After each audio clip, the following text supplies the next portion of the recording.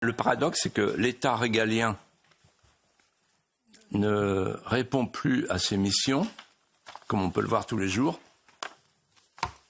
et l'État-providence ne répond pas aux besoins d'une société sous perfusion.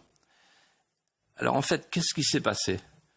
Je voudrais vraiment insister là-dessus, parce que je l'ai vécu de près. Et c'est simple à comprendre, mais c'est déterminant si on le comprend. Nous avons en fait choisi, la classe dirigeante a choisi de changer de modèle, de paradigme, comme elle dit. Et le nouveau modèle est établi sur deux principes. Premier principe, c'est l'extension indéfinie de la sphère publique et de la dépense improductive, pour parler comme les experts. Et le deuxième principe, c'est le primat de la consommation sur la production comme moteur de la croissance. Ce choix-là, il a été fait le 15 avril 1994 lors de l'accord de Marrakech. Conséquence. Première conséquence, le marché mondial se substitue désormais aux marchés locaux.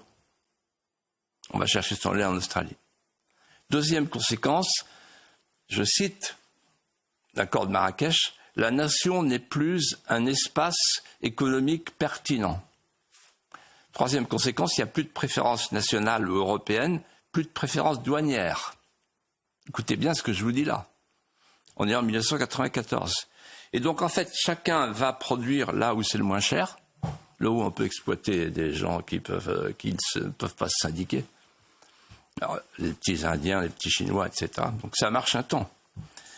On va donc produire là où c'est le moins cher et on revient vendre là où il y a du pouvoir d'achat. Conséquence de tout ça, c'est la fin de l'usine, c'est le déclin de notre appareil de production puisqu'on importe au lieu de produire et c'est quelque chose à le temple sacré qui s'est substitué à Notre-Dame et aux cathédrales. C'est l'émergence de la grande distribution qui forme avec l'importation un binôme à succès. Seulement, voilà, au bout d'un certain temps, il n'y a plus assez de consommateurs puisqu'on ne fait plus d'enfants. On va chercher les immigrés comme consommateurs de substitution. Et pour fouetter la consommation, on creuse les déficits. Et pour accompagner les consommateurs, on fait une politique de l'assistance. Et ça se termine par, on fait des dettes pour payer la dette. Et pendant ce temps-là, pendant que nous, on se livre à ce libre-échange mondialisé, nous, la France et l'Europe, tout à coup, on est les seuls dans le monde à continuer à pratiquer ce système parce que les deux grands concurrents ont fait un chemin inverse.